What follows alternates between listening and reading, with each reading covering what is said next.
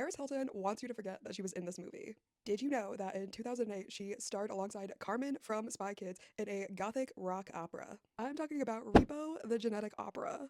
Set in a dystopian future where an organ failure epidemic nearly wipes out all of humanity, a megacorporation called GeneCo swoops in with a solution. However, there is a caveat to this solution as it is organ transplants, but on a payment plan. What in the dystopian hellscape? If you don't think it could get any more grim, if you miss a payment, then repo men come collecting. It is essentially legalized unalivings. Now enter Shiloh Wallace, also known as Carmen from Spy Kids, and Alexa Penn Vega, I believe, is her actress. Now, she plays a chronically ill, angsty teen in the series, and she is our lovely protagonist. The story really kicks off when Shiloh gets sucked into the world of GeneCo by the terminally ill founder, Roddy Largo. Roddy Largo is on the hunt to determine who his successor will be.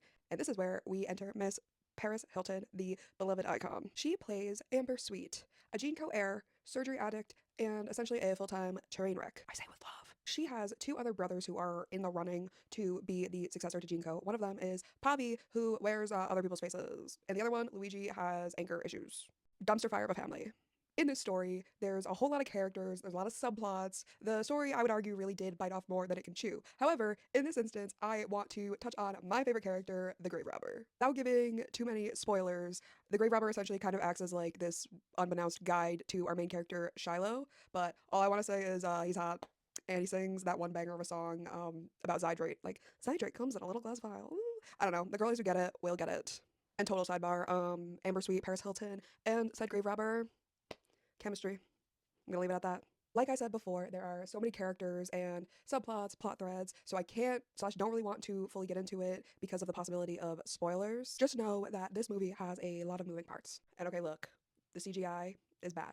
Think like Shark Boy and Lava Girl level bad. Think Spy Kids 3 Game Over level bad. If you're asking me about the plot, absolutely unhinged. The vibes, pure, glorious, unadulterated, or adulterated chaos. I would argue that it is one of those films that is so bad it's good. If you've seen it, let me know what you think. Could arguably be seen as overwrought. However, I will say the absurdity and gimmicks are entertaining at some points. Like I said before, watching it feels like an absolute fever dream. Almost to the point where I'm impressed that they were able to make a movie like this, as in like it got greenlit. I watched this movie for a second time a few days ago, and I honestly think I enjoyed it more watching it for the second time. And I wanted to remind the internet that this amazingly awful but fantastically grotesque film exists. I'm gonna leave you with this. If you like musicals, sci-fi, absolute absurdity, and body horror, this may be the gothic rock opera for you. And Paris Hilton is an icon. Alright, SDR signing off.